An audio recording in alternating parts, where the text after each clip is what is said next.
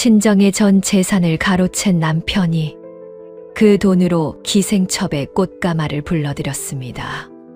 15년을 헌신한 조강지처를 랭골 뒷방으로 내쫓던 날, 젊은 첩은 가증스러운 미소를 띠며 입을 열었죠. 형님, 이제 안방 주인은 접니다. 그러니 저기 창고로 가주시지요. 그날 밤 안방을 꿰찬 첩이 소리 없이 연우의 뒷방 문을 열고 들어왔습니다. 철천지원수 같던 두 여인의 시선이 엇갈린 그 밤, 대체 뒷방에서는 무슨 일이 벌어진 것일까요? 여러분, 구독과 좋아요는 사랑입니다. 따뜻한 옛날 이야기 속으로 들어가 볼까요? 옛날 옛적 인삼산지로 이름 높던 금산 땅에는 나날이 새를 키워가던 큰 인삼 상단이 있었어요. 아침 해가 장터 위로 붉게 떠오르면 상단의 넓디 넓은 마당에는 전국 팔도에서 몰려든 상인들의 발길이 끊이질 않았습니다. 커다란 지게를 진 일꾼들이 땀을 뻘뻘 흘리며 분주하게 오갔고, 저울 위에서는 최상급 인삼 뿌리들이 차례차례 무게를 쟀어요. 구수하고 진한 인삼향이 바람결에 실려 온 장터에 퍼지면 지나가던 나그네들도 절로 발걸음을 멈추곤 했습니다. 이른 새벽부터 해가 뉘엿뉘엿 질 때까지 상단 마당은 흥정하는 소리와 주판 튕기는 소리로 늘 시끌벅적했어요. 이 큰 상단의 주인은 민대감이라 불리는 노련한 상인이었습니다. 그의 슬하에는 눈에 넣어도 아프지 않을 외딸 연우가 있었는데, 연우는 어려서부터 남다른 재능을 보였어요. 겨우 6살 무렵부터 아버지의 넓은 무릎에 폭 파묻혀 앉아 딸깍딸깍 주판알을 튕기던 연우는 10살이 채 되기도 전에 어른들도 버거워하는 복잡한 셈법을 척척 해냈습니다.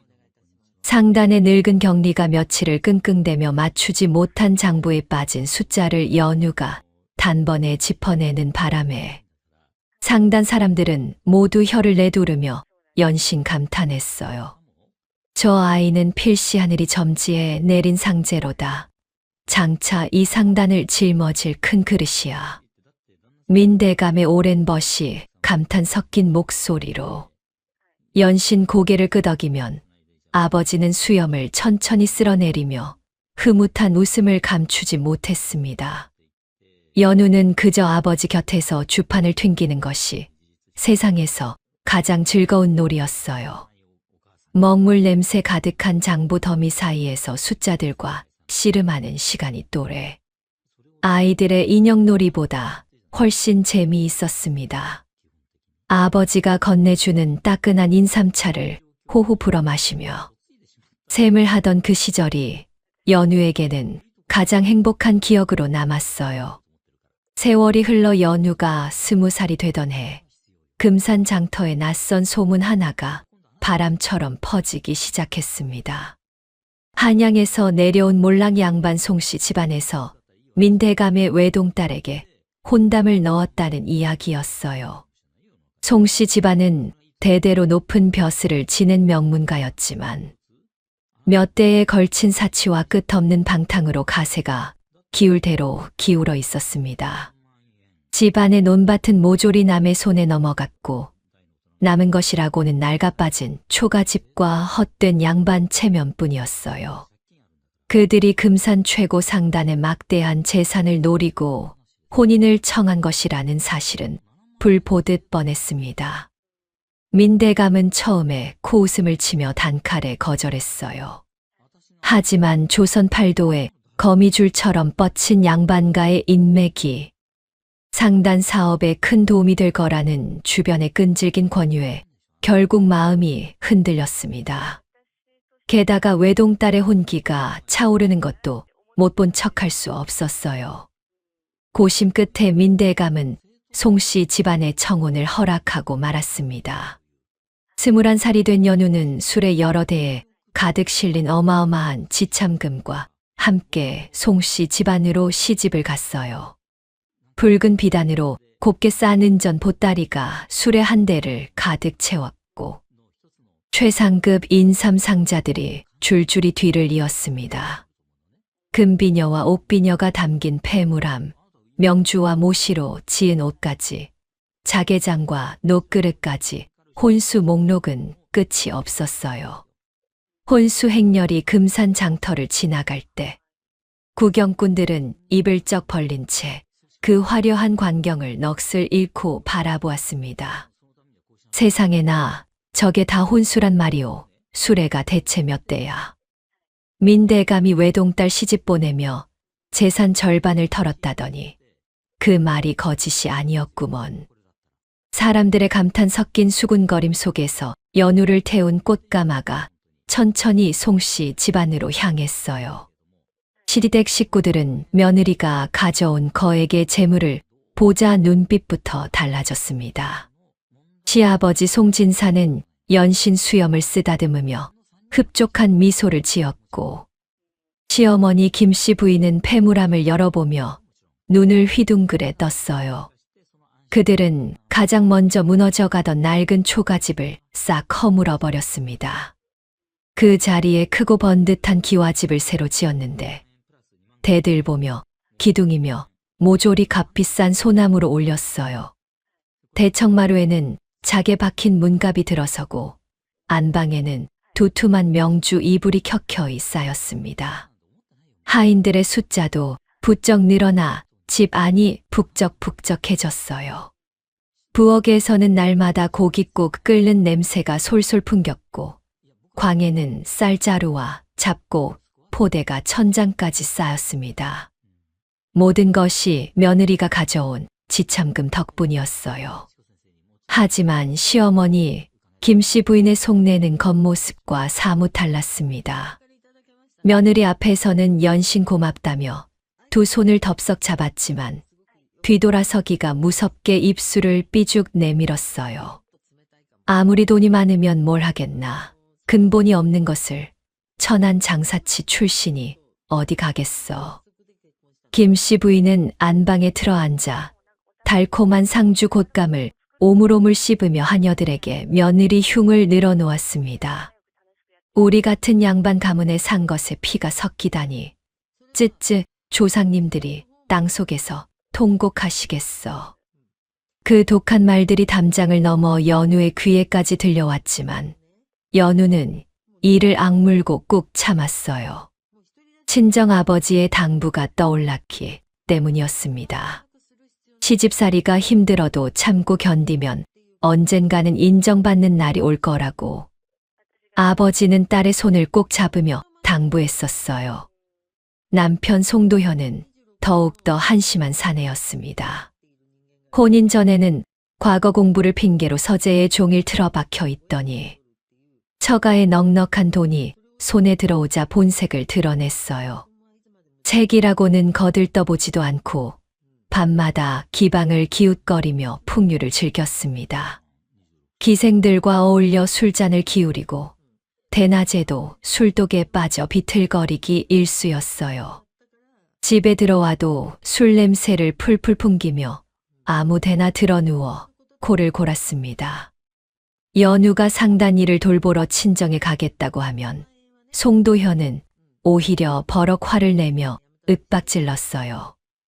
양반 가문의 며느리가 시퍼런 장터에서 주판이나 튕기고 다니면 꼴이 뭐가 되겠소. 체면 좀 생각하시오.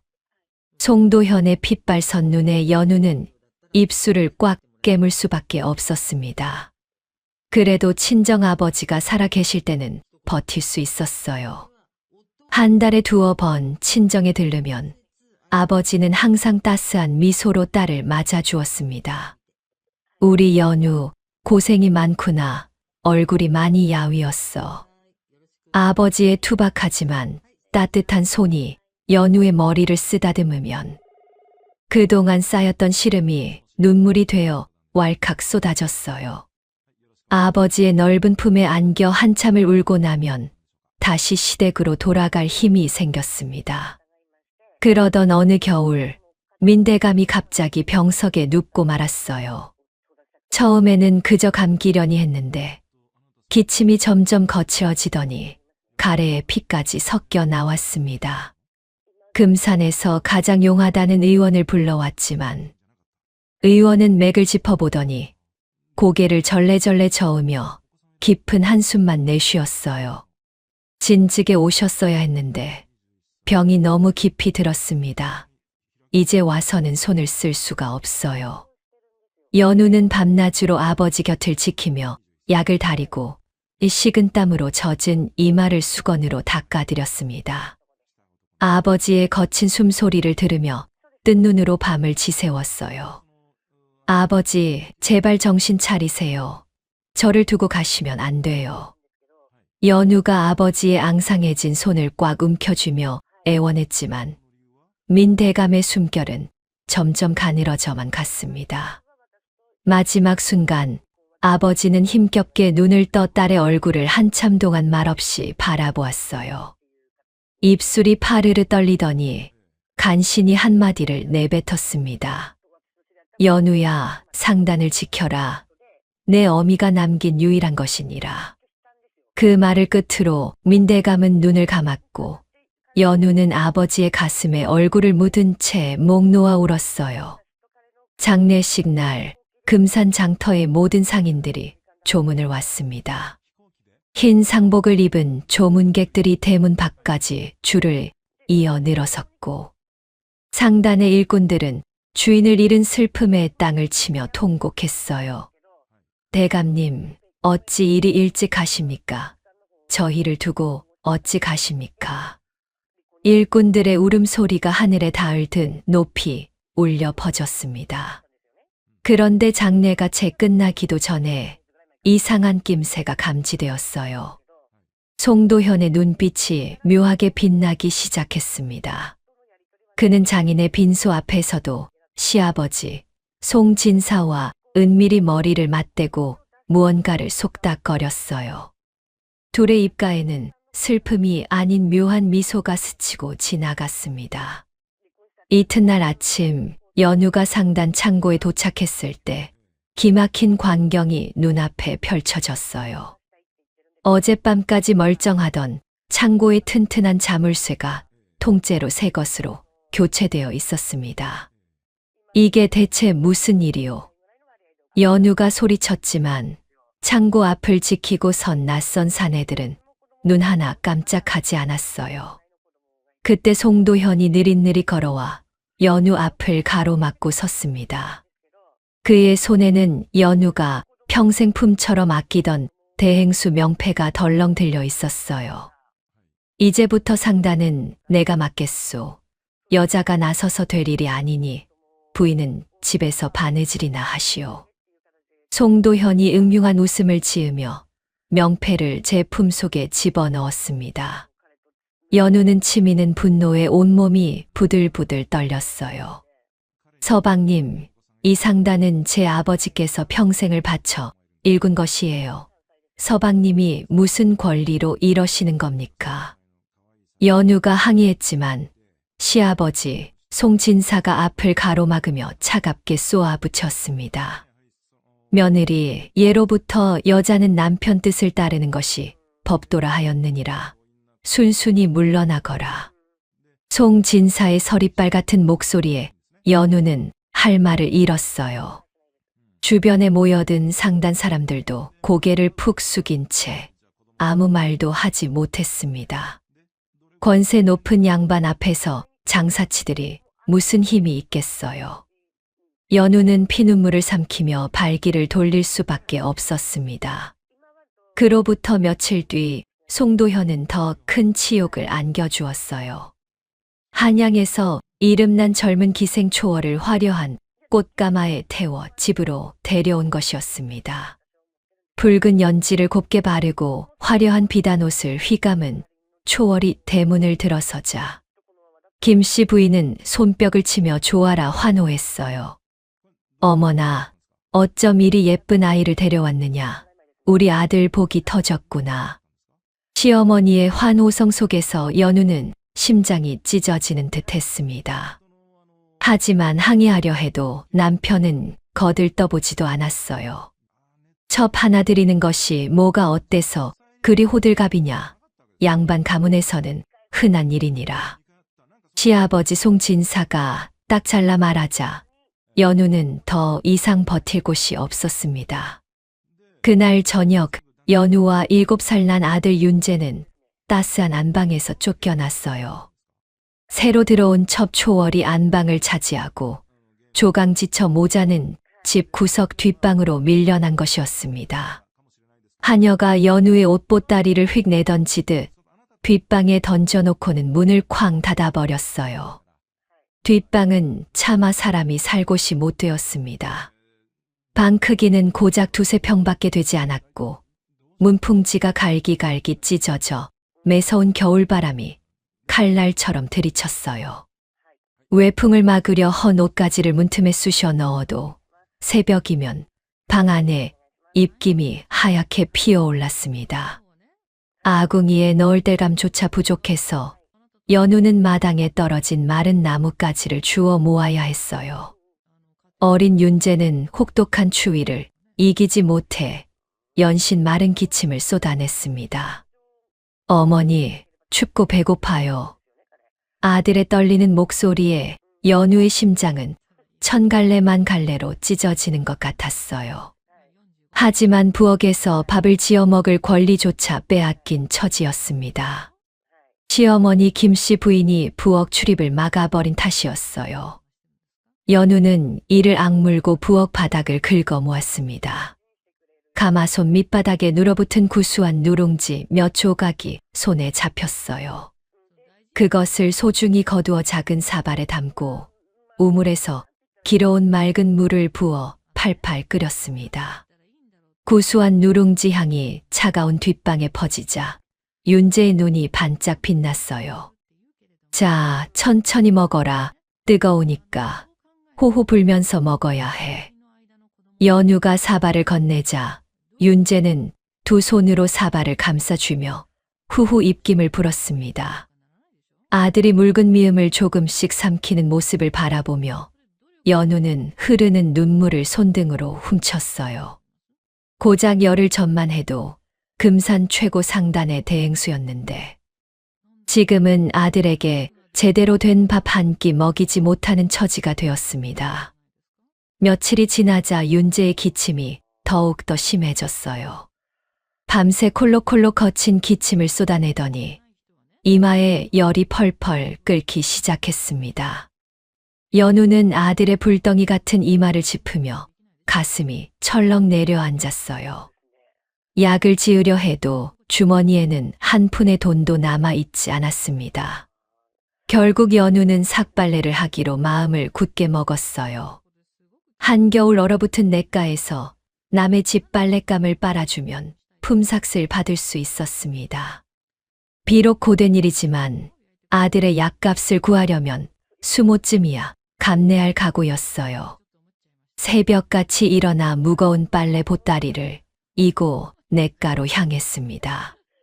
얼음장 같은 냇물에 손을 담그니 뼛속까지 시린 추위가 온몸을 휘감았어요.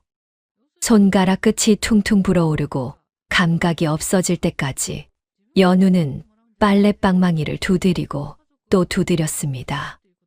남의 집 빨랫감에서 나는 때 냄새와 비릿한 물 냄새가 코를 찔렀지만 연우는 이를 악물었어요.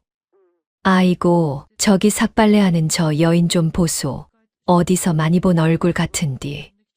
장터 안악들이 수군거리기 시작했습니다. 저거 혹시 민대감네 따님 아니요. 상단 대행수 하던 그 규수 말이요. 세상에나 그 잘나가던 아씨가 어쩌다 저 꼴이 되었단 말이요. 사람들의 동정 어린 시선과 혀를 끌끌 차는 소리가 연우의 등을 찔렀어요. 예전 같으면 고개를 꼿꼿이 들고 당당하게 걸어 다니던 연우였습니다. 하지만 지금은 고개를 푹 숙인 채 묵묵히 빨랫방망이만 두드릴 뿐이었어요. 언 손을 입김으로 호호 녹여가며 오직 아들의 약값을 벌어야 한다는 생각뿐이었습니다. 차가운 냇물에 손을 담글 때마다 손등이 빨갛게 트고 갈라졌어요. 피가 배어나와 냇물에 붉게 번져도 연우는 이를 악물고 빨래를 멈추지 않았습니다. 한 움큼의 품삯이라도 더 벌어야 윤재의 약을 지을 수 있기 때문이었어요. 금산 최고 상단의 대행수에서 삭발레하는 여인으로 떨어진 신세가 너무도 서럽고 원통했습니다. 하지만 연우는 눈물을 꾹 삼켰어요. 울고 있을 시간에 빨래 한 점이라도 더 해야 했으니까요. 차가운 바람이 젖은 손등을 핥히며 지나갈 때마다 연우는 속으로 되뇌었습니다. 반드시 다시 일어서리라. 아들을 위해서라도 끝내 무너지지 않으리라 다짐했습니다. 첩초월이 송씨 집안에 들어온 지 보름이 지나자 집안 분위기는 완전히 뒤바뀌어 버렸어요. 화려한 비단옷을 휘날리며 대청마루를 거침없이 활보하는 초월의 모습은 영락없는 안방마님이었습니다. 집안에서 수십 년을 일한 늙은 하인들조차 초월의 눈치를 살피며 허리를 깊이 굽실거렸어요. 본래 조강지처인 연우에게 올리던 무난 인사는 어느새 온데간데 없이 사라져 버렸습니다. 이것들이 이를 이리 게을리하면 어쩌자는 것이냐. 당장 마당을 다시 쓸지 못할까. 초월이 날카로운 목소리로 버럭 호통을 치면 하인들은 혼비백산하여 빗자루를 움켜쥐고 뛰어다녔어요. 고작 25살의 젊은 기생이 60평생을 이 집에서 뼈 빠지게 일한 노복들을 쥐락펴락하는 꼴이었습니다. 연우는 뒷방 창호지 너머로 그 광경을 멍하니 지켜보며 이를 악물었어요. 저 여인이 어찌 저리 당당할 수 있단 말인가. 연우의 가슴 깊은 곳에서 분노가 치밀어 올랐습니다. 어느 날 아침 연우는 간밤에 정성껏 끓여둔 누룽지죽을 조심스레 들고 마당을 가로질렀어요. 윤재가 새벽부터 배가 고프다며 칭얼댔기에 어떻게든 따뜻한 것을 먹이려고 부엌에서 몰래 끓여온 것이었습니다. 질그릇 사발에서 모락모락 하얀 김이 피어올랐고 구수한 누룽지 향이 차가운 아침 공기를 가르며 코끝을 간지렸어요. 연우의 발걸음이 조심스레 마당 한가운데를 지날 때였습니다. 어디선가 화려한 비단 치마가 펄럭이는 소리가 바람결에 실려왔어요. 연우가 반사적으로 고개를 드는 순간 초월이 성큼성큼 다가오더니 치맛자락으로 연우의 손을 세차게 탁 쳤습니다. 손에 들려있던 질그릇 사발이 미끄러지며 허공을 맴돌았어요. 사발이 흙바닥에 쨍그랑 떨어지며 산산조각이 났고 누룽지 죽이 시커먼 흙먼지와 뒤섞여 질척하게 널브러졌습니다. 이것 봐라. 부엌에서 음식을 훔쳐가는 상것이 따로 없구나. 초월이 코웃음을 흘리며 연우를 차갑게 내려다보았어요. 연우는 흙투성이가 된 밥알들을 바라보며 가슴이 찢어지는 듯 했습니다. 아들에게 먹이려 새벽부터 정성껏 끓인 죽이 한순간에 흙바닥에 나뒹굴게 되었어요. 하지만 뒷방 창문으로 이쪽을 걱정스레 바라보는 윤재의 눈동자가 보였기에 연우는 치솟는 분노를 이를 악물고 꾹꾹 눌러 삼켰습니다. 어머니, 죽이 땅바닥에 쏟아졌어요. 윤재가 울먹이는 목소리로 뒷방에서 종종걸음으로 뛰쳐나왔어요. 연우는 얼른 아들을 품에 끌어안고 등을 쓸어내리며 달랬습니다. 괜찮아. 어미가 다시 끓여줄게. 울지 마라. 하지만 연우의 눈에서는 참을 수 없는 뜨거운 눈물이 주르르 흘러내렸어요. 초월은 그 모습을 비웃듯 콧방귀를 뀌고는 안방으로 유유히 사라졌습니다. 화려한 비단 치마가 바람에 나부끼는 모습이 연우의 가슴에 시퍼런 비수처럼 꽂혔어요. 연우는 이를 악물고 흙바닥에 쏟아진 밥알을 손으로 긁어 모았습니다. 한 톨이라도 건져서 아들에게 먹이고 싶었지만 이미 흙과 뒤범벅이 되어 도저히 어찌할 도리가 없었어요. 연우는 아들의 손을 꼭 잡고 뒷방으로 돌아가며 눈물을 훔쳤습니다. 초월의 횡포는 날이 갈수록 점점 더 심해져만 갔어요.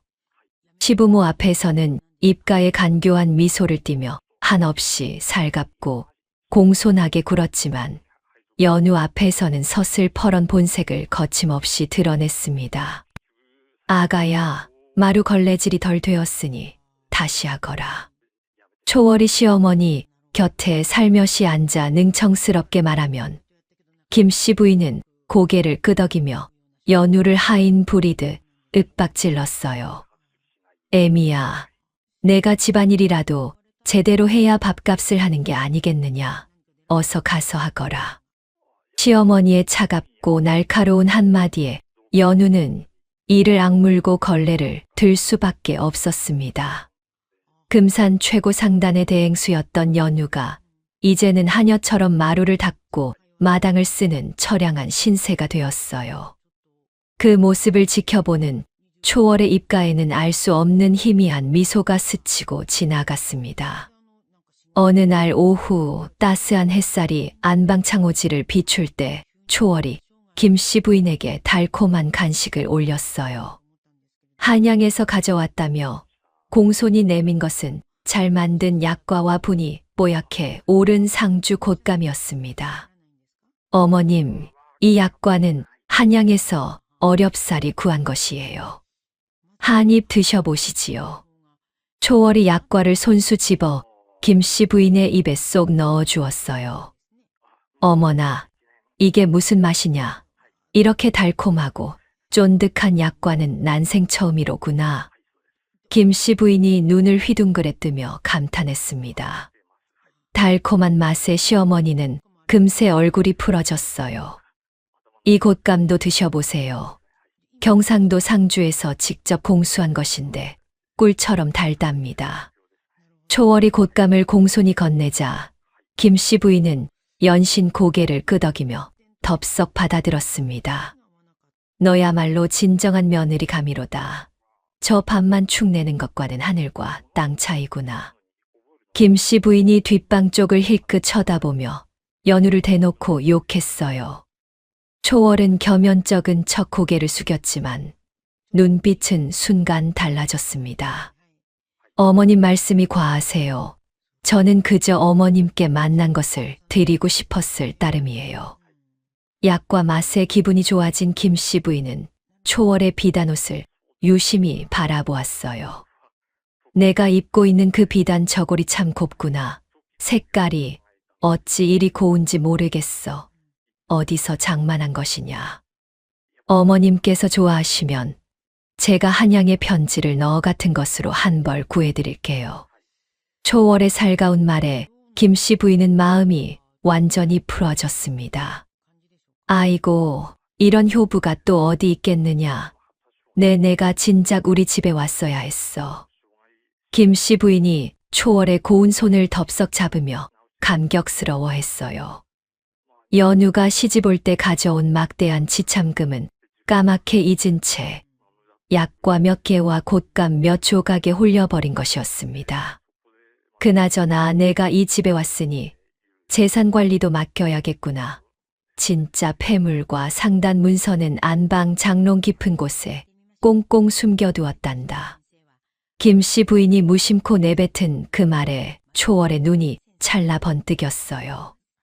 하지만 초월은 이내 표정을 감추고 천연덕스럽게 미소를 지었습니다. 어머님께서 그리 소중히 아껴두신 것이니 제가 더욱 조심히 모셔야겠네요. 초월이 공손히 대답하자 김씨 부인은 흡족한 표정으로 연신 고개를 끄덕였어요. 며칠 뒤 이른 아침 연우는 무거운 물동이를 이고 우물가로 향했습니다. 새벽 안개가 아직 거치지 않은 고요한 시각이라 사방에 인적이 드물었어요. 차가운 우물물을 두레박으로 길어 올리는데 등 뒤에서 갑자기 인기척이 느껴졌습니다. 고개를 돌리니 초월이 홀로 서 있었어요. 두 여인 사이에 차갑고 어색한 공기가 흘렀습니다. 연우는 물동이를 내려놓고 초월을 가만히 바라보았어요. 평소의 표독스럽고 날카로운 기색은 온데간데 없이 사라지고 초월의 얼굴에는 묘한 그림자가 짙게 드리워져 있었습니다. 마치 무거운 짐을 홀로 진 사람처럼 어깨가 축 처져 있는 모습이었어요. 그때 초월이 흘러내린 소매를 무심코 걷어 올렸습니다. 손목까지 드러난 하얀 살가 위에 독특한 흉터가 선명하게 새겨져 있었어요. 초승달 모양의 그 흉터를 본 순간 연우의 심장이 쿵 하고 멎는 듯 했습니다. 온몸에 피가 머리끝으로 쏠리는 것 같았어요. 15년 전에 헤어졌던 앳된 어린 몸종 서희의 모습이 번개처럼 머릿속을 스쳐 지나갔습니다. 그 아이의 손목에도 분명히 똑같은 초승달 모양의 흉터가 있었어요. 어릴 적 아궁이 불에 대어 생긴 흉터라며 수줍게 보여주었던 그 흉터를 연우는 또렷이 기억하고 있었습니다. 설마 저 여인이 그때 그 서희란 말인가? 연우의 머릿속이 하얗게 변했어요. 연우는 심장이 터질 것 같은 두근거림을 억누르며 떨리는 목소리로 물었습니다. 혹시 내가 서희가 아니냐? 초월의 얼굴이 순간 돌처럼 굳어버렸어요. 하지만 곧 싸늘하게 정색하며 차갑게 쏘아붙였습니다. 무슨 뜬금없는 소리 하시오. 나는 한양태생 기생초월이오. 서희가 누구인지 알지도 못하오. 초월의 눈빛은 얼음장처럼 차갑고 서늘했어요. 연우가 한 걸음 더 다가서려 하자 초월은 휙 돌아서며 성큼성큼 멀어져 갔습니다. 화려한 비단 치마가 아침 바람에 펄럭이며 사라지는 모습을 연우는 멍하니 바라보았어요. 그럴 리가 없어. 내가 헛것을 본 것이겠지. 연우는 고개를 절레절레 저으며 스스로를 다독였습니다. 하지만 가슴 한구석에서 꺼지지 않는 불씨처럼 의문이 타올랐어요. 긴 세월이 흘렀으니 설령 서희라 해도 얼굴이 바뀌었을 수 있었습니다. 그러나 그 흉터만큼은, 초승달 모양의 그 기이한 흉터만큼은 틀림없이 같았어요. 한편 남편 송도현은 초월의 화려한 치마폭에 쏙 파묻혀 날마다 술에 절어 지냈습니다. 상단 일은 까맣게 팽개친 지 오래였고 매일 밤 기방 친구들을 불러 안방에서 술판을 벌였어요. 가야금 소리와 장구 소리가 뒤섞이고 술잔 부딪히는 소리가 밤새도록 집 안에 울려 퍼졌습니다. 연우가 피땀 흘려 가져온 재산으로 호의호식하며 즐기는 꼴이 너무도 눈에 훤히 보였어요. 해가 지고 어둠이 내려앉으면 뒷방의 추위는 더욱 매섭게 기승을 부렸습니다. 연우는 기침을 쏟아내는 윤재의 이마에 젖은 수건을 올려주며 밤을 꼬박 지새웠어요. 아이의 이마는 불덩이처럼 펄펄 끓었고 거친 숨소리가 어둠 속에서 가늘게 이어졌습니다. 어머니 추워요. 물 마시고 싶어요. 윤재의 떨리는 목소리에 연우의 가슴은 천갈래만 갈래로 찢어지는 듯 했어요. 시어머니 김씨 부인은 그마저도 가만두지 않았습니다. 뒷방에 남은 땔감이 아깝구나. 안방 아궁이에 떼야겠다. 하인을 시켜 뒷방의 마지막 땔감까지 모조리 뺏어가 버렸어요. 연우는 항의하려 입을 열었지만 김씨 부인은 귀를 틀어막고 안방으로 휙 들어가 버렸습니다. 땔감 하나 없는 뒷방은 그야말로 냉골이 되었어요. 입김이 하얗게 피어오르고 문풍지 틈으로 칼바람이 쉴 새 없이 쏟아져 들어왔습니다. 연우는 윤재를 품에 꼭 끌어안고 얇디얇은 이불 하나를 뒤집어 썼어요. 서로의 앙상한 체온에 의지한 채 추위를 버틸 수밖에 없었습니다. 밖에서는 안방의 시끌벅적한 웃음소리가 끊임없이 들려왔어요. 술잔 부딪히는 소리, 기녀의 고운 노랫가락, 송도현의 호탕한 웃음소리가 뒤섞여 밤 공기를 타고 흘러왔습니다. 같은 지붕 아래 이토록 다른 세상이 존재한다는 것이 믿기지 않았어요. 연우는 치솟는 울분을 삼키며 주먹을 불끈 쥐었습니다. 밤이 깊어갈수록 윤재의 마른 기침 소리는 더욱 잦아졌어요. 콜록콜록 콜록콜록 가슴을 쥐어짜는 듯한 기침이 끊이지 않았습니다. 연우는 아이의 가슴을 쓸어내리며 속으로 눈물을 삼켰어요. 조금만 참아라. 어미가 반드시 너를 살릴 것이니라. 뜬 눈으로 밤을 지새우며 연우는 자신을 배신한 남편과 독한 시댁 일가를 떠올렸습니다. 이를 으드득 악물자 턱에 힘이 잔뜩 들어갔어요. 반드시 되찾으리라.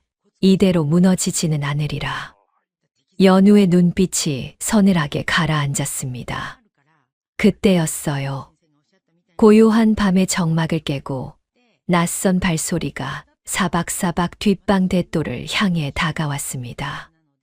연우는 화들짝 놀라 잠든 윤재를 본능적으로 등 뒤로 숨겼어요.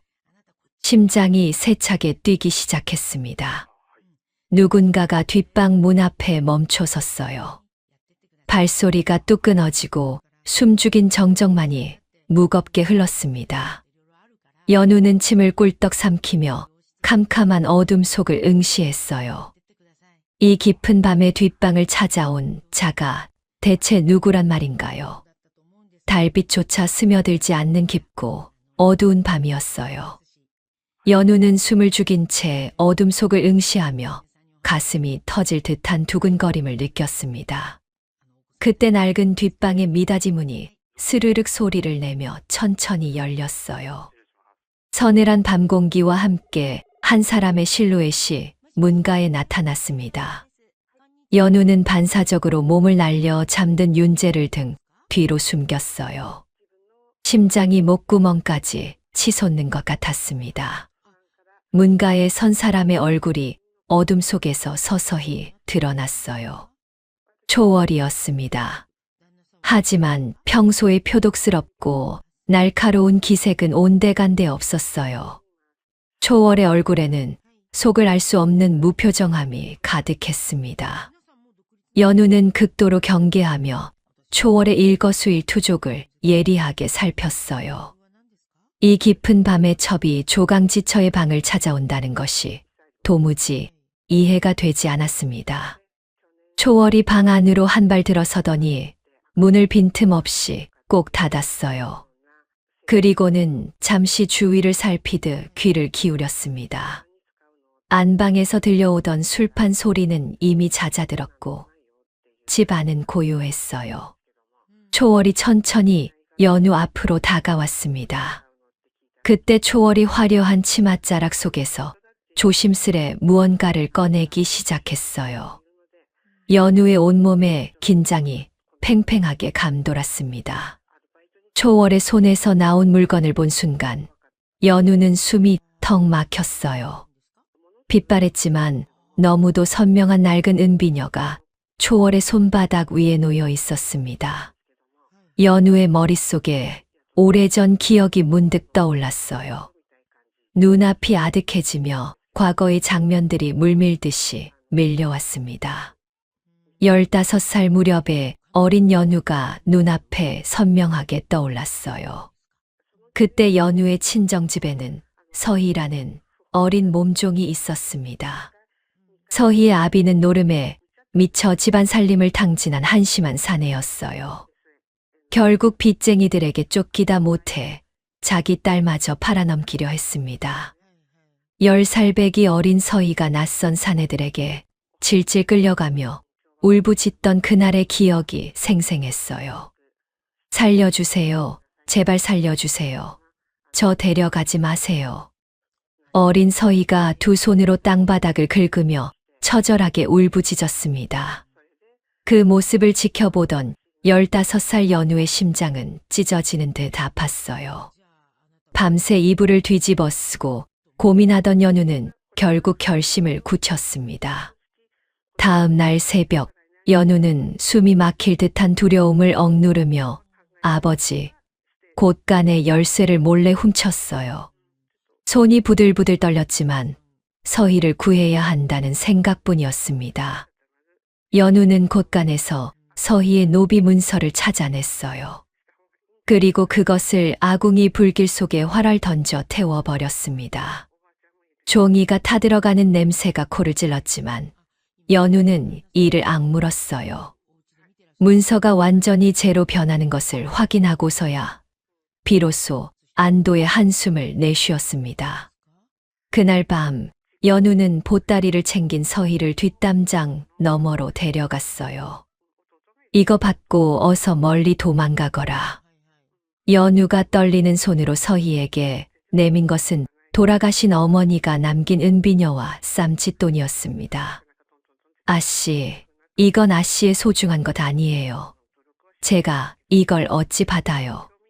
서희가 눈물을 글썽이며 고개를 저었어요. 받아, 이건 내가 살아남으라고 주는 것이야. 절대 뒤돌아보지 말고 멀리 가서 살아라. 연우가 서희의 손에 은비녀와 돈을 꼭 쥐어주며 등을 떠밀었습니다. 어린 서희는 눈물을 줄줄 흘리며 어둠 속으로 사라졌어요. 그것이 두 사람의 마지막이었습니다. 회상에서 깨어난 연우의 눈앞에는 여전히 그 은비녀를 든 초월이 서 있었어요. 시간이 아무리 흘렀어도 은비녀만큼은 그대로였습니다. 연우의 입술이 파르르 떨렸어요. 설마 정녕 내가... 연우의 목소리가 갈라졌습니다. 그 순간 꼿꼿하고 도도하던 초월이 갑자기 털썩 무릎을 꿇었어요. 그리고는 바닥에 이마를 박듯 엎드리며 어깨를 들썩이기 시작했습니다. 처음에는 소리 없이 흐느끼더니 이내 참지 못하고 오열을 쏟아냈어요. 오랫동안 눌러왔던 감정이 한순간에 터져 나오는 것 같았습니다. 아씨, 저예요, 서희예요. 초월이, 아니 서희가 눈물범벅이 된 얼굴을 들어 올렸어요. 그때 아씨께서 살려주신 그 서희가 맞아요. 서희의 목소리는 울음으로 갈라지고 떨렸습니다. 연우는 얼어붙은 듯 그 자리에 멈춰 섰어요. 머릿속이 하얗게 변하며 아무 생각도 나지 않았습니다. 꿈인가 싶어 뺨을 꼬집어 보았지만 눈앞의 광경은 분명한 현실이었어요. 그동안 어디서 무얼 하였느냐? 어찌 여기에 온 것이냐? 연우가 떨리는 목소리로 물었습니다. 서희는 흐르는 눈물을 훔치며 지난 세월의 이야기를 풀어놓기 시작했어요. 연우 덕분에 목숨을 건진 서희는 그 길로 한양으로 도망쳤습니다. 처음에는 남의 집 부엌대기로 막일꾼으로 떠돌며 힘겹게 살아갔어요. 하루하루가 고단했지만 아씨가 쥐어준 은비녀를 볼 때마다 힘을 얻었습니다. 언젠가 은혜를 갚겠다는 일념 하나로 버텼어요.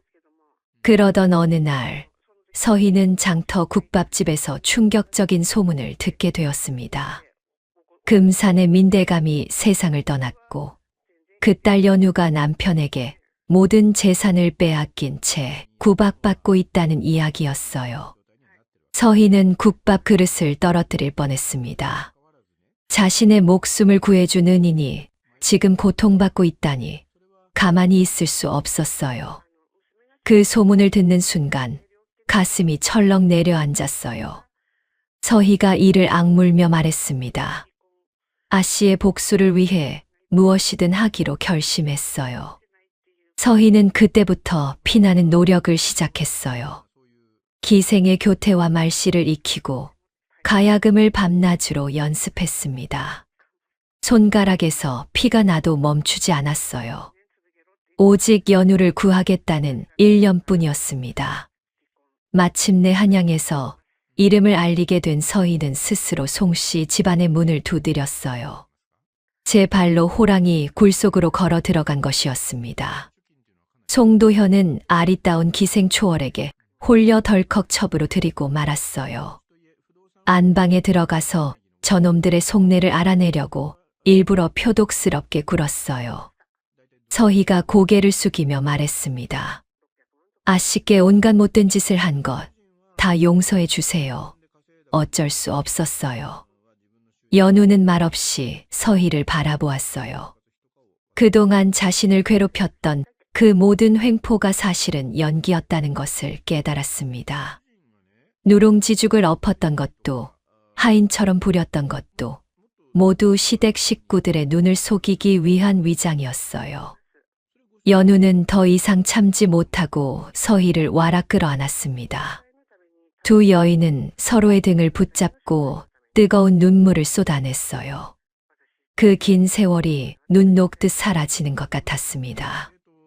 억눌렸던 서름과 오해가 한꺼번에 풀어지며 두 사람의 눈물이 뺨을 타고 흘러내렸어요. 고맙다. 정녕 고맙다. 연우가 서희의 등을 토닥이며 울먹였습니다. 내가 이렇게 찾아올 줄은 꿈에도 몰랐어. 한참을 울고 난 뒤 서희가 연우의 손을 꽉 움켜쥐었어요. 아씨, 이제 저와 함께 저 독한 것들에게 되갚아 줍시다. 서희의 눈빛에는 단단한 결의가 서려 있었습니다. 두 여인은 서로의 거칠어진 손을 맞잡고 시댁을 무너뜨릴 굳은 맹세를 나누었어요. 그때 뒷방 구석에서 윤재가 콜록콜록 기침을 쏟아냈습니다. 서희가 얼른 품속을 뒤져 무언가를 꺼냈어요. 작은 도자기 단지에 담긴 대추 생강청이었습니다. 안방에서 몰래 챙겨온 것이에요. 도련님께 따뜻하게 타서 드리면 기침이 나을 거예요. 서희가 물을 끓여 생강청을 타고 윤재의 입에 조심스레 대주었어요. 자, 도련님, 천천히 드세요. 달콤하고 따뜻해요. 윤재가 눈을 비비며 생강청을 한 모금 삼켰습니다. 달콤하고 따뜻한 기운이 목을 타고 내려가자 아이의 얼굴에 생기가 돌았어요. 서희는 윤재의 등을 다정하게 토닥여 주었습니다. 아이가 다시 새근새근 잠이 들자 서희가 붉어진 눈을 훔치며 연우를 돌아보았어요. 아씨, 그 집 영감 말이에요. 서희가 갑자기 목소리를 낮추며 익살스러운 표정을 지었습니다. 코 고는 소리가 어찌나 천둥치듯 벼락 같은지 밤마다 귓구멍을 틀어막고 자도 모자라요. 서희가 송진사의 코 고는 모습을 흉내내며 우스꽝스럽게 입을 벌렸어요. 연우는 뜻밖의 익살에 그만 풋하고 웃음이 터져 나왔습니다. 쿨쿨쿨 드르렁 꺼이꺽 하면서 천장이 무너질 듯 굉장하답니다. 어둡고 절망적이던 뒷방에 처음으로 따스한 웃음소리가 새어 나왔어요. 두 여인은 손으로 입을 막고 킥킥거리며 웃음을 참았습니다. 오랜만에 맛보는 웃음에 연우에 굳어있던 얼굴이 한결 풀어졌어요. 하지만 그것도 잠시 서희의 표정이 급격히 굳어졌습니다.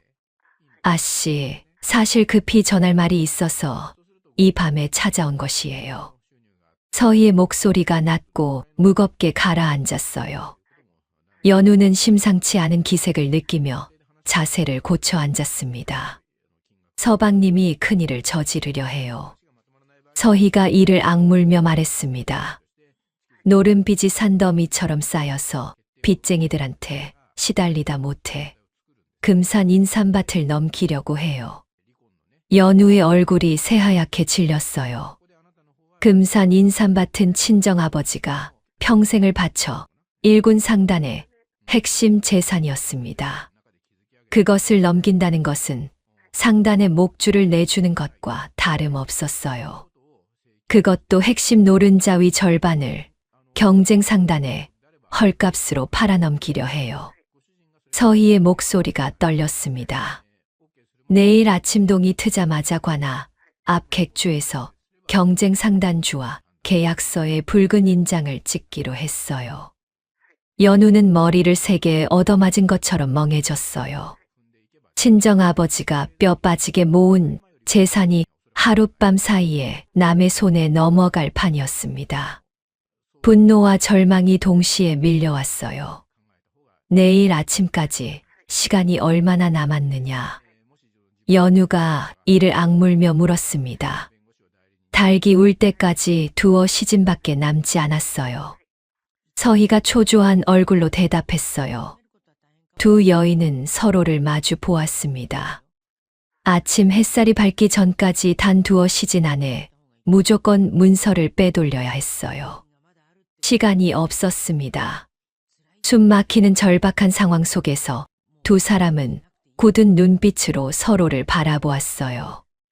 아씨, 어떻게 하면 좋겠어요? 서희가 다급하게 물었습니다. 연우는 잠시 눈을 감고 생각에 잠겼어요. 천재적인 상제의 두뇌가 빠르게 돌아가기 시작했습니다. 시어머님이 진짜 문서는 안방 장롱 깊숙한 곳에 숨겨두었다고 했지. 연우가 눈을 번쩍 뜨며 말했어요. 서희야, 내가 장롱 열쇠를 빼낼 수 있겠느냐? 서희의 눈이 반짝 빛났습니다. 열쇠는 서방님 품속에 있어요. 술에 취해 골아 떨어지면 빼낼 수 있을 거예요. 두 여인은 고개를 맞대고 작전 회의에 돌입했어요. 깊은 밤, 차가운 뒷방에서 두 사람의 속삭임이 은밀하게 이어졌습니다. 서희가 뒷방을 나선 뒤 연우는 금방이라도 꺼질 듯한 촛불 하나에 의지한 채 차가운 방바닥에 엎드렸어요. 벼루에 물을 몇 방울 떨어뜨리고 먹을 천천히 갈기 시작했습니다. 사각사각 먹이 갈리는 소리가 적막한 방 안에 조용히 울려 퍼졌어요. 연우의 눈빛은 촛불에 비쳐 비장하게 타오르고 있었습니다. 붓을 손에 쥔 순간 연우의 마음속에 아버지의 목소리가 울려왔어요. 상인은 거짓을 셈하지 않는 법이니라. 한 번 거짓을 쓰면 평생 거짓으로 살아야 하느니라. 돌아가신 친정아버지가 늘 입버릇처럼 하시던 말씀이었습니다. 연우는 붓을 든 채 잠시 망설이며 갈등했어요. 아버지의 숭고한 가르침을 어기는 것이 가슴 아팠습니다. 상인의 철칙을 저버리고 거짓 장부를 만드는 것은 분명 떳떳한 일이 아니었어요. 연우의 손이 미세하게 떨렸습니다. 그때 방 한 구석에서 윤재가 잠결에 콜록콜록 기침을 쏟아냈어요. 연우가 고개를 돌려 아들을 바라보았습니다. 야위고 창백한 뺨, 움푹 패인 볼, 핏기 없는 입술이 촛불에 비쳐 더욱 처량해 보였어요. 연우는 조심스레 손을 뻗어 아들의 뺨을 쓰다듬었습니다. 이 아이를 지키기 위해서라면 어떤 악역도 마다하지 않으리라. 연우의 눈빛이 단단히 굳어졌어요. 상단을 지키고 아들을 살리기 위해서라면 기꺼이 손에 먹물을 묻히겠노라고 다짐했습니다. 연우는 이를 악물고 붓에 먹을 찍었어요. 천재적인 상제의 두뇌가 빠르게 돌아가기 시작했습니다. 어릴 적부터 아버지 곁에서 주판을 튕기며 익힌 셈법과 장부 정리 실력이 빛을 발했어요. 진짜 장부의 자금 흐름을 머릿속으로 역추적하며 연우는 티끌 하나 틀리지 않은 완벽한 가짜 장부를 써 내려가기 시작했습니다. 촛불이 지글지글 타들어가는 소리만 방 안을 채웠어요. 연우의 붓끝이 종이 위를 미끄러지듯 달렸습니다. 막힘없이 글자와 숫자들이 이어졌어요. 한 장, 두 장, 세 장, 가짜 장부가 쌓여갔습니다. 동이 트기 전까지 모든 작업을 끝내야 했어요. 연우는 눈 한 번 붙이지 않고 밤새 붓을 눌렸습니다. 손가락이 쑤시고 눈이 뻑뻑해졌지만 멈출 수 없었어요. 새벽 딸기 울기 전에 가짜 장부를 완성해야 한다는 절박함이 연우를 붙들었습니다. 마침내 장부의 마지막 글자를 적어 넣었을 때 연우는 크게 숨을 내쉬었어요. 하지만 문제가 하나 남아 있었습니다. 이 장부가 진짜처럼 보이려면 반드시 친정아버지의 유품인 상단 붉은 도장이 찍혀야 했어요. 그 도장이 없으면 아무리 완벽한 가짜 장부라도 효력이 없었습니다. 도장은 시아버님 방 벼루 옆에 있을 거예요. 제가 가져올게요. 서희가 이를 악물며 말했어요. 닭이 울기 전 새벽 서희는 안방으로 향했습니다. 깐깐하기로 소문난 시아버지 송진사에게 따뜻한 차를 올린다는 핑계였어요. 서희가 찻상을 들고 안방으로 들어서자 송진사가 눈을 비비며 일어나 앉았습니다. 이른 아침부터 웬 차냐? 송진사가 의아한 표정으로 물었어요. 아버님께서 새벽마다 속이 불편하시다 하셔서 따뜻한 생강차를 다려왔사옵니다. 서희가 공손히 고개를 숙이며 대답했습니다. 송진사는 흡족한 표정으로 고개를 끄덕였어요. 서희가 찻상을 조심스레 들고 송진사 앞으로 다가갔습니다. 그 순간 서희가 일부러 발을 헛디디는 척했어요. 아트. 짧은 비명과 함께 서희의 손에서 찻상이 기울었습니다. 펄펄 끓는 찬물이 송진사의 바지춤을 향해 과장되게 들이부어졌어요. 아이고 뜨거워라. 으악 사람 살려. 송진사가 벌떡 일어나 펄쩍펄쩍 뛰기 시작했습니다. 선비의 채통이고 뭐고 모두 내던진 채 송진사는 바지춤을 털며 방 안을 뱅글뱅글 돌았어요. 물 가져와라. 어서 물 가져와. 송진사가 악을 쓰며 고래고래 소리를 질렀습니다. 서희는 겉으로는 당황한 척 안절부절 못하면서도 눈은 재빨리 방 안을 훑었어요. 송진사가 정신없이 바지춤을 털고 있는 그 순간 서희의 눈에 벼루 옆에 놓인 붉은 도장이 들어왔습니다. 서희는 번개처럼 손을 뻗어 도장을 낚아채 소매 깃에 쏙 감추었어요. 그 동작은 눈 깜짝할 사이에 이루어졌습니다. 송진사는 아직도 뜨거움에 펄쩍펄쩍 뛰느라 아무것도 눈치채지 못했어요. 아버님, 괜찮으세요? 제가 수건을 가져올게요. 서희가 큰 소리로 외치며 안방을 빠져나왔습니다. 방문을 닫는 서희의 입가에 희미한 미소가 번졌어요. 뒷방으로 돌아온 서희는 연우에게 붉은 도장을 건넸습니다. 아씨, 여기 있어요. 서희가 숨을 몰아쉬며 말했어요. 연우는 떨리는 손으로 도장을 받아 들었습니다. 가짜 장부 위에 붉은 도장을 꾹 찍는 순간 완벽한 가짜가 완성되었어요. 이제 남은 것은 안방 장롱에서 진짜 문서를 빼내고 가짜를 바꿔치기 하는 일이었습니다. 드디어 결전의 밤이 찾아왔어요. 서희는 안방에서 남편 송도현에게 가장 독한 증류주를 연거푸 따라주었습니다. 콧소리를 한껏 내며 애교를 부리자 송도현은 기분 좋게 술잔을 비워댔어요. 서방님, 오늘따라 달빛이 좋사온데 한 잔 더 드시지요. 서희가 살랑살랑 웃으며 술병을 기울였습니다. 송도현은 질 좋고 짭조름한 소고기 육포를 질겅질겅 뜯어먹으며 안주로 삼았어요. 독한 술과 고소한 육포에 취해 송도현의 혀가 점점 꼬이기 시작했습니다. 으흐흐, 초월이 내가 최고야. 내 평생 이리 좋은 날이 없었어. 송도현이 헛소리를 짓거리며 기분 좋게 웃었어요. 서희는 속으로 역겨움을 삼키며 계속 술을 따랐습니다. 얼마 지나지 않아 송도현은 술 기운을 이기지 못하고 대자로 뻗어버렸어요. 드르렁 드르렁 코 고는 소리가 방 안을 가득 채웠습니다. 서희는 숨을 죽이고 잠시 기다렸어요.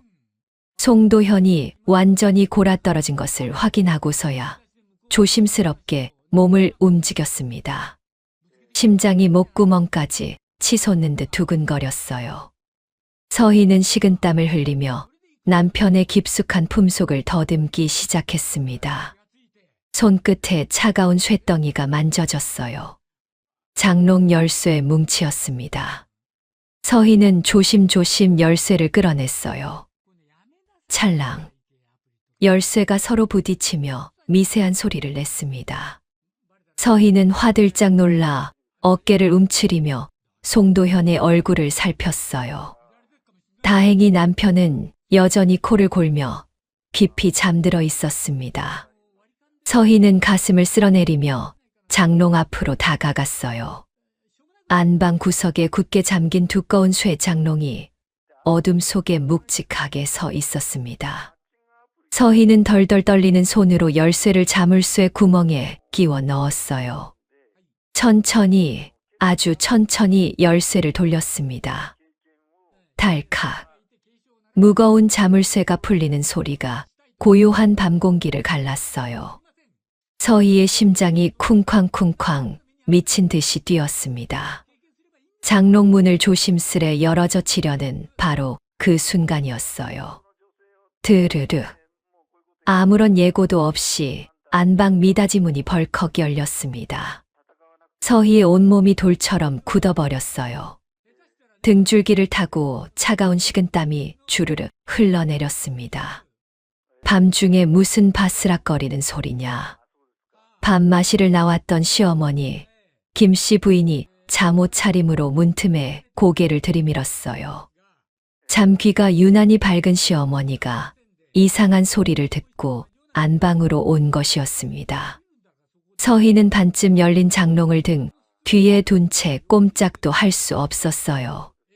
숨조차 제대로 쉴 수 없었습니다.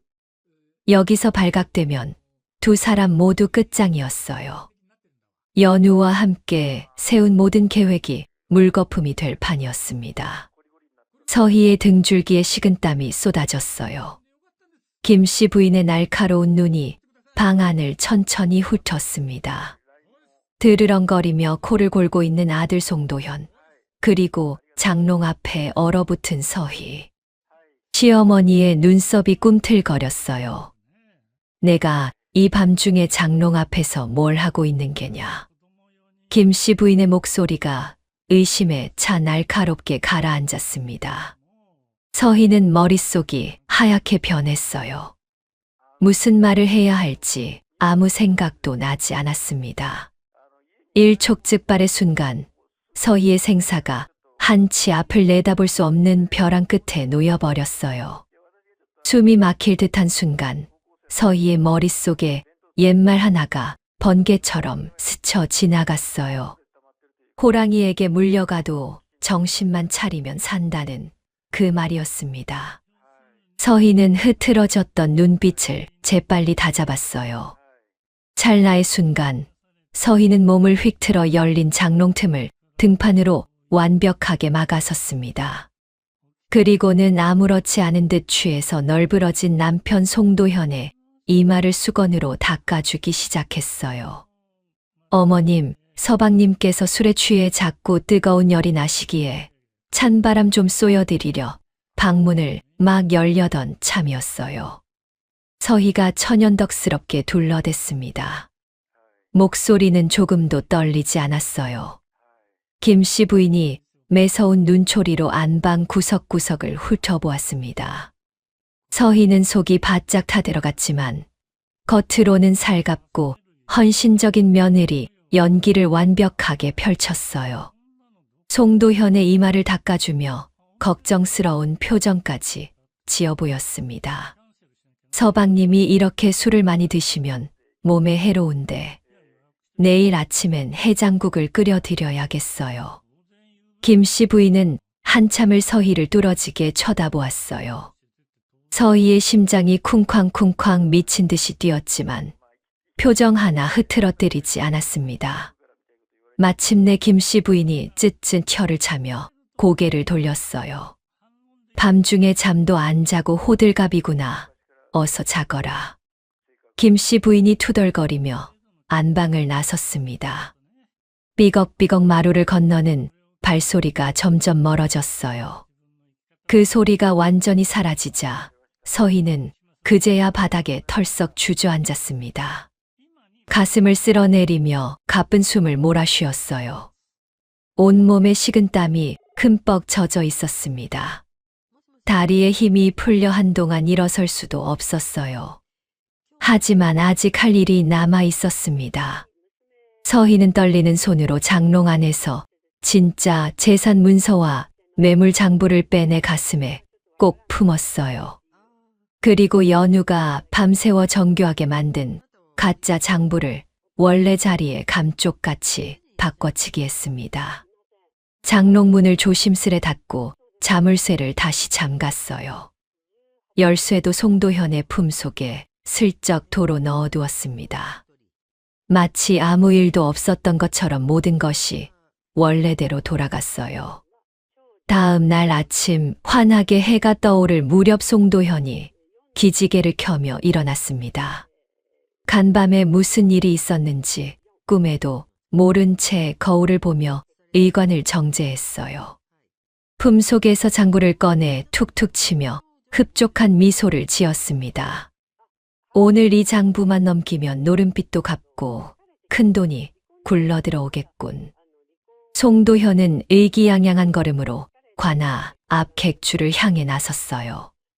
경쟁 상단주와 약속한 시각에 맞춰 객주에 도착했습니다. 상단주는 벌써 와서 기다리고 있었어요. 송도현은 거만한 표정으로 상단주 앞에 떡 버티고 앉았습니다. 자, 여기 장부요. 이걸 보시면 우리 상단의 재산이 얼마나 대단한지 아시게 될 거예요. 송도현이 우쭐거리며 장부를 쫙 펼쳐 보였어요. 상단주가 장부를 받아 들고 한 장 한 장 꼼꼼히 살펴보기 시작했습니다.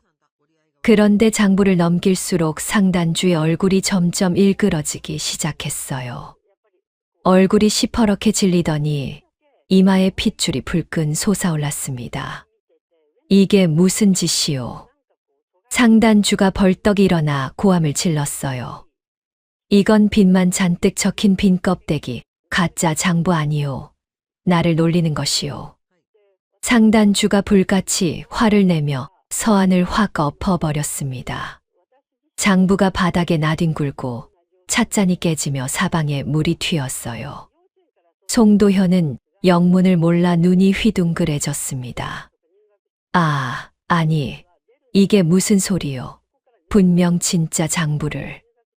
말이 채 끝나기도 전에 상단주의 부하들이 송도현의 멱살을 움켜쥐었어요. 이 사기꾼 놈을 당장 끌어내라.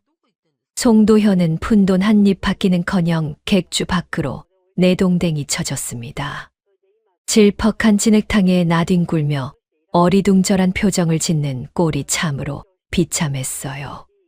한편 그 시각 송씨 집에서는 시아버지 송진사가 안방 장롱 앞을 서성이고 있었습니다. 뭔가 이상한 낌새를 느끼고 장롱 주변을 살펴보던 송진사의 눈에 희미한 것이 들어왔어요. 장롱 앞 바닥에 낯선 버선 발자국이 찍혀 있었습니다. 송진사의 눈이 매섭게 좁아졌어요. 이건 첩년의 발자국이 아닌데. 송진사가 중얼거리며 안방문을 매섭게 노려보았습니다. 무언가 상상치 못한 일이 벌어졌음을 직감했어요. 하지만 이미 모든 것은 늦어버린 뒤였습니다. 며칠 뒤 송씨 일가에 벼락 같은 소식이 떨어졌어요. 관아에서 포졸들이 들이닥쳐 송도현과 송진사, 김씨 부인을 비리 혐의로 잡아갔습니다. 밧줄에 묶여 끌려가는 세 사람의 얼굴은 사색이 되어 있었어요. 아니, 이게 무슨 날벼락이냐? 송진사가 악을 썼지만 소용없었습니다. 관아 마당에서 사또 앞에 무릎을 꿇은 송도현은 식은땀을 뻘뻘 흘리며 변명을 늘어놓았어요. 사또 나으리, 이건 모함이옵니다. 저는 아무 잘못도 없사옵니다.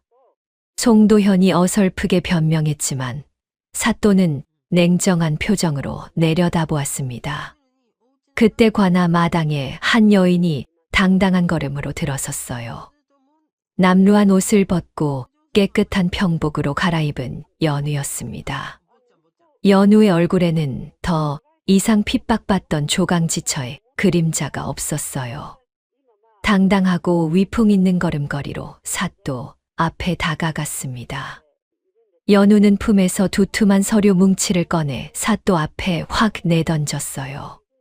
사또 나으리, 이것이 저 자들의 비리를 증명하는 진짜 장부와 재산 문서이옵니다. 연우의 목소리가 관아 마당에 쩌렁쩌렁 울려 퍼졌습니다. 사또가 서류를 펼쳐보더니 눈이 휘둥그레졌어요. 횡령과 사기의 증거가 명명백백하게 적혀 있었습니다. 뛰는 놈 위에 나는 놈이 있다더니 내 놈들의 죄상이 이 장부에 고스란히 담겨 있구나. 사또가 서류를 탁 내려놓으며 호통을 쳤어요. 송도현과 송진사, 김씨 부인은 넋을 잃고 털썩 주저앉았습니다. 변명조차 불가능한 명백한 증거 앞에 할 말을 잃은 것이었어요. 송도현과 송진사는 횡령과 사기죄로 옥에 가두고 빼앗은 재산은 원래 주인에게 돌려주거라. 사또의 엄명이 떨어졌습니다. 포졸들이 송씨 일가를 둘러싸고 무거운 칼을 채웠어요. 송도현은 오열하며 연우에게 애원했습니다. 여보, 제발 한 번만 봐주시오. 내가 잘못했소. 다시는 그러지 않을 테니. 하지만 연우는 싸늘한 눈빛으로 고개를 돌렸어요. 서방님께서는 스스로 지은 죄값을 치르시오. 더 이상 드릴 말씀은 없어요. 연우의 단호한 한마디에 송도현은 고개를 푹 떨구었습니다. 송씨 일가는 전 재산을 몰수당하고 옥살이를 하러 질질 끌려갔어요. 연우와 서희는 관아 마당에 나란히 서서 그 모습을 지켜보았습니다. 오랜 세월 당해온 핍박과 서름이 한꺼번에 풀리는 순간이었어요. 두 여인은 말없이 서로의 손을 꽉 잡았습니다. 시댁의 어두운 그림자를 완전히 지워낸 연우는 빼앗겼던 상단을 되찾았어요. 금산 장터에서 가장 크고 웅장한 인삼 상단이 다시 연우의 품으로 돌아왔습니다. 연우는 당당하게 대행수 자리에 복귀했어요. 친정아버지가 남긴 상단의 진정한 주인으로서 말이에요. 넓게 트인 대청마루에 앉아 연우는 윤재를 무릎에 앉혔습니다. 7살 아들 윤재는 어머니의 명석한 두뇌를 그대로 물려받아 주판을 척척 튕겼어요. 딸깍딸깍 주판을 굴러가는 소리가 경쾌하게 울려 퍼졌습니다. 어머니, 이번 달 수입은 지난달보다 33냥이 더 많아요. 윤재가 또렷한 목소리로 셈 결과를 말하자 주변 어른들이 모두 입을 다물지 못했어요. 저 어린 것이 벌써 장부셈을 하다니 장차 큰 상제가 되겠구나. 상단 일꾼들이 감탄하며 연신 고개를 끄덕였습니다. 연우는 아들의 머리를 쓰다듬으며 흐뭇한 미소를 지었어요. 서희는 천한 기생의 허울을 시원하게 벗어 던졌습니다. 고운 비단 장옷을 두르고 연우의 곁에 나란히 앉아 상단의 핵심 실무를 도왔어요. 장부 정리부터 거래처 관리까지 서희는 똑 부러지게 일을 처리했습니다. 연우와 서희는 더 이상 주인과 종의 관계가 아니었어요. 세상 누구보다 믿음직한 동반자로서 나란히 상단을 이끌어갔습니다. 두 여인은 서로를 마주보며 환하게 웃었어요. 이제는 말하지 않아도 눈빛만으로 통하는 사이가 되었습니다. 예전에 베풀었던 작은 선행과 은비녀 하나가 이렇게 돌아왔어요. 가장 절망적인 순간에 내민 손 하나가 결국 자신의 삶을 구하는 기적이 되었습니다. 연우는 서희의 손을 꼭 잡으며 말했어요. 내가 아니었으면 나는 끝까지 무너져 있었을 거야. 정녕 고맙다. 서희가 고개를 저으며 대답했습니다. 아씨께서 저를 살려주지 않으셨다면 저는 이 세상에 없었을 거예요. 은혜를 갚을 수 있어서 저도 행복해요. 금산 상단은 그 어느 때보다 활기차게 돌아갔어요. 연우와 서희가 정성껏 다려낸 꿀 진한 금산 인삼 정과와 홍삼 진액이 전국 방방곡곡으로 팔려나갔습니다. 한양의 양반가에서도 시골 장터에서도 금산 상단의 인삼을 찾는 사람들이 줄을 이었어요. 상단은 그 누구도 넘볼 수 없는 영원한 전성기를 굳건히 누렸습니다. 대청마루에서 주판을 튕기는 윤재의 모습을 바라보며 연우는 생각했어요. 아버지, 상단을 지키라는 유언을 이제야 지켰습니다. 어머니가 남긴 은비녀가 결국 저를 구했어요. 연우의 눈가에 뜨거운 눈물이 맺혔습니다. 햇살이 따스하게 대청마루를 비추었어요. 연우와 서희 그리고 윤재가 나란히 앉아 먼 하늘을 바라보았습니다. 힘겨운 시련을 이겨내고 맞이한 평화로운 나날이었어요. 금산 장터에는 오늘도 인삼향이 가득 퍼지고 상단에는 웃음꽃이 피어났습니다. 오늘 이야기 어떻게 보셨나요? 저는 15년 전 연우가 베풀었던 작은 선행이 결국 자신을 구하는 기적으로 돌아온 것을 보며 아무리 세상이 각박해도 진심을 다한 선행은 절대 헛되지 않다는 것을 가슴 깊이 느꼈습니다. 때로는 내 호의가 상처로 돌아올 때도 있지만 결국 선한 끝은 분명히 있다는 옛말이 결코 틀리지 않았음을 이 이야기가 증명해 주는 듯합니다. 당장 눈앞에 손해가 보여도 베푸는 삶을 살면 언젠가 그 마음이 반드시 기적처럼 돌아오니까요. 살면서 어려운 사람에게 손 내미는 것을 망설이지 마세요.